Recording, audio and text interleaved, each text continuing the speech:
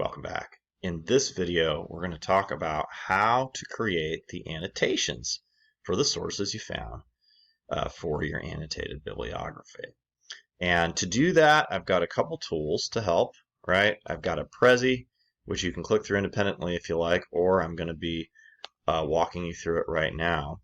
And I hope this doesn't get confusing, but I think if I do it right, it'll be helpful. I'm also going to be referring to one of the sample papers that are in Canvas. This is the sample paper about the that's related to the opioid crisis topic, right? And so what we're going to do is we're going to look at one of her annotations, right? And we're going to use that as an example to point to as I click through the Prezi. However, you could look at any of the sample papers, right? If you're not working on that opioid crisis topic, right? I mean, you want to look at one of the other sample papers. Feel free to click modules and find the annotated bibliography toolbox. And you can look at any one of these for a sample annotation so you can get an idea of what each of these things looks like, because as we're going to see here, annotations are not paragraphs. They're chunks of information about the source that you found. What are these chunks? There's 4 different chunks. There is a classification of the source, which is very short and very easy. You're just going to tell me what kind of source it is. There's a note on authority. There is a summary of the source, and a note on use. Let's talk about what each of those things will look like, and as I mentioned, I'll click back over to show you an example of each of these things in the sample paper.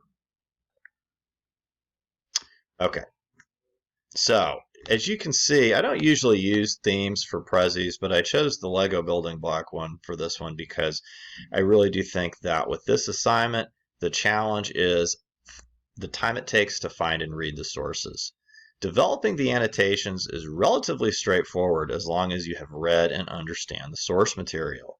Most students find informational writing like this easier than persuasive writing, right? All that it requires is that you've read the source and understand it. Again, it doesn't have to be poetry. That's why it's Lego blocks. Okay, so you'll need 7 sources total. Again, you're giving me a preview of the sources that you're going to use in the final paper, the data commentary paper. Let's look at what each of these components looks like. But first, as it says here, you have to be sure the source passes the CRAP test. Do not include sources in your annotated bibliography that are not CRAP tested. If you are trying to find all of your sources just on Google, you are going to run into problems, I can guarantee you, right? I don't mind you using Google. There are great things that you can find on there that are maybe a little easier to find than things on the library. However, you're going to need the library for this assignment. And I've got lots of videos and resources to help you get confident doing that, just like I did in the last paper. But regardless of where you find the source, you have to be sure it passes the CRAP test. Even the library has some sources that don't pass the CRAP test. Once in a while, you'll come across letters to the editor, which are too short and thus not relevant enough to use in your paper, right? And you also have to be sure that the things that you find in the library are current, that they've been written within the last 10 years, right? But anyway, yeah, be sure the source passes the CRAP test, and be sure you have read and understand the source. Do not try to write the annotation without having read the source, because it's going to score poorly. You can't inform something. You can't provide informational writing for something that you haven't read and understand. Pardon me. You will see some of the library sources, particularly the academic journals, include abstracts. Don't use that to write the annotation. It's another author's summary, right? You need to read it yourself. Okay, so the first chunk of information is a classification of the source. So what type of source is this that you have found here? It's an informational news source that offers facts, or it could be an opinionated source, like the one you analyzed in the initial research findings paper. And again, these are some of the things that you're going to, the reasons you pick these, right? I mean, they offer you facts, they offer reasoning is usually driven by facts and hopefully evidence. That might be an interesting thing to share with your reader. Or is it an academic peer-reviewed journal? These offer data, which is an important component, obviously, of your data commentary paper. You need 2 academic journal articles. The other 5 sources can be a mixture of these. Let's jump over to the sample paper. Okay, I could pick any of these sources. I'm just going to pick the first one. Here's her citation, right? You can tell she's used the library cite button and requested MLA 8th edition, so it is correctly formatted. APA people, I apologize. I don't have an A paper for APA, for annotated bibliography. Maybe if you do a really great one, I'll ask you to use it for next semester. Okay, where is the classification? That's it. 1 sentence. Very easy, right? It's very easy to grade too. You either did it or you didn't do it. This is very important though, because I do get some students who mischaracterize sources, right? Like, this is a great source, but if you think this is an academic journal just because you found it in the library, we have a big problem, right? Because it's not going to give you the kind of data that I need you to comment on in the final paper, although it is great for, as the student mentioned, information. It's an informational source. Okay. Okay. Back to the Legos, right? So that's the classification. It's one of these 3 things.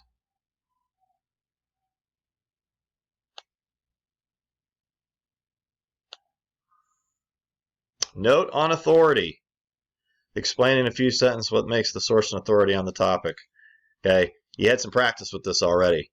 When you analyzed the opinionated article in your initial research findings paper, you were supposed to explain to me what made them authoritative, right? You've got some practice with this. If you're doing crap testing, you should have already done the research to figure out what makes them credible, right? So I'm just going to blow through this. We're not going to talk about all this. You should know how to do this by now. Click their name, see if it leads to a byline. Look for a byline in the article that tells you what makes them credible. Okay, you have to do the work here to determine whether they're actually credible, right? Do they have credentials? Are they a journalist, or is this just some random person that's writing about the topic? Okay, and then also you want to look at what makes this periodical credible, and this explains how to do that. Again, let's look at an example of this. Okay, this whole thing here for her is the note on authority. Now, I don't know that yours needs to be quite that extensive, but do you see the work the student did to make sure this is a legitimate source? Okay, you can't just write in there, well, I found it on the library. Okay, again, when you see how the work that people are doing to determine whether something is credible, you don't want to just mail it in like that. Okay, so you have to click things to do this, right?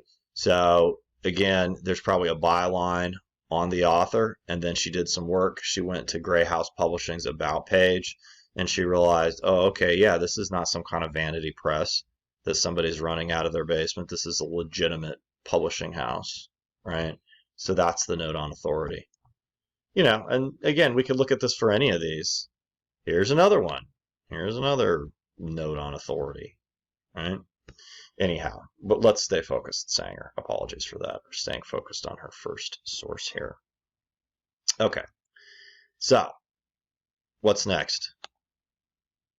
The summary of the source. Okay, so regardless of whether it is an informational source, an opinionated source, or an academic journal article, it's got contents. It's got things there that you need to tell me about. So you're going to summarize the key information or data the source offers. And you're going to see these academic journal articles are lengthy. Do not go through and sum up each paragraph.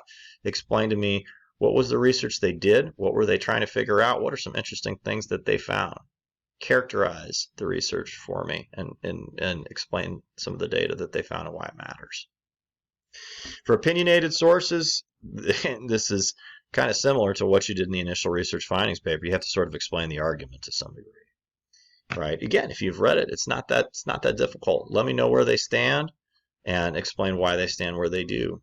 Right. This is the tricky part. Use your own words. If you're using quoted material, you're substituting that for truly understanding the source. If you really truly understand the source, you can write about it in your own words. Okay?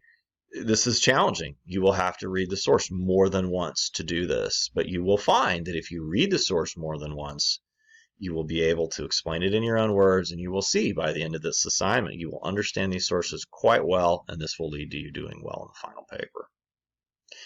All right, so let's go ahead and look at our example.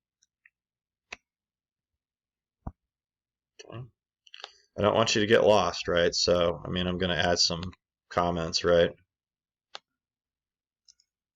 Classification, right?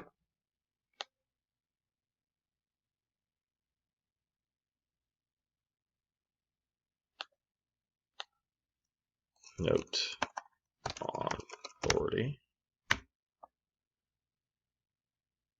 Okay. Here's the summary.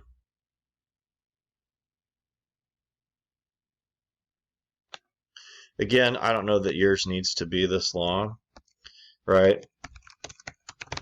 But do you see how she provides some of the specific information that the source contains, the background information about harm reduction and the introduction of methadone, right? And there's some historical background here that she clearly found interesting and relevant, and so she included some details about it in her own words, right? She didn't just say, this is an informational source. It gives me information about harm reduction, right? That's the kind of annotation you get when the person hasn't really read the source. You can tell she's really read and understood it. Moreover, she's interested in it, right? And she's delivered some really interesting facts to me here. You can, when you really dig your teeth into the assignment, hopefully it can be kind of interesting for you, right? Because the idea is that you're not just learning how to write well, you're learning more about something that is an important topic of discussion in the United States right now.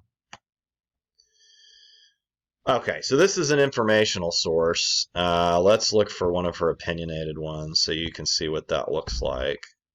There's her academic journal, PLOS Medicine, right? You could look at that one to see what that one looks like. It's pretty long because, those are complex sources. Here's an op-ed. Okay, so let's see what it looks like for that. Okay, so there's the summary. Right, so this op-ed is styled as sort of a personal experience kind of op-ed, right? And it is, the argument in there is that medical assisted treatment for this man really, according to him, changed his life, specifically treatment with buprenorphine, right? Again, so it's an opinionated source, so the summary of the source sort of explains the argument. The informational source up here, just the summary includes some of the information. All right, back to the Legos. What's left? The note on use. Tell me how the source will be used. Why did you choose this source? There's hundreds, even thousands of articles about your subtopic. Why did you choose this one? Hopefully not just because it's on the first page of your Google results, right? Have you thought about what it will provide to your reader in the final paper? Okay. The academic journal articles are always going to be used for data, right? But why did you choose this one? Why did you find that data interesting? Right? If it's an opinionated article, then you're going to say something like, wow, this is going to help my reader understand the debate surrounding my subtopic, right? When you hear some people who feel this way about it. You need to give a little bit more specificity than that, but you can see what I'm getting at here. Why did you choose this source? What's interesting to you about it? What do you think is worth sharing with your reader? Okay, let's look at an example in the sample paper. Okay, the note on use is really pretty short. I'm just looking for some specificity, some effort to show me why you chose this source and what you're going to do with it.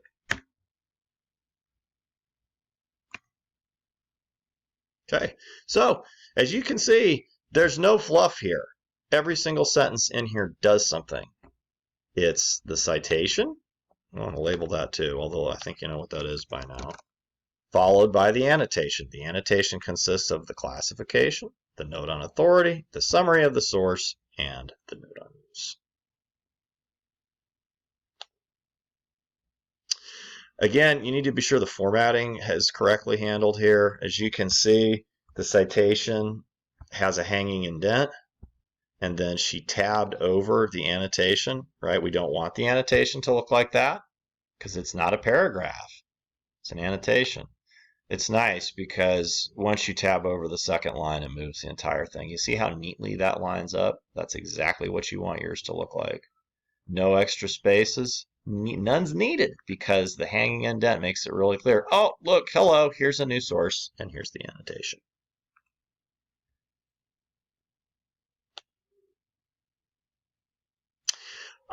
Okay, I think this is the last slide. You need to have at least 1,400 words, but you're allowed to count the citations for this paper and this paper only. It's too hard not to. It's a pain not to. There's 7 sources. This averages out to about 200 words per source, but you'll find some annotations might be longer than others. Right? It depends on the source. But here's the takeaway. If you follow the instructions, right, if you look at the annotated bibliography instructions, you look at the Prezi, you do the things I'm talking about, you will exceed the minimum word count. Right? If you truly understand the sources and are efforting to deliver the informational writing I'm asking for, you won't have any trouble reaching word count. I think that's about all I've got, and boy, this is one of the longer videos. I apologize for that, but I did want to include not just the Prezi, but some actual examples from the student paper. I hope you found it helpful. As always, if you have questions, problems, message me in Canvas or stop by office hours. Take care now.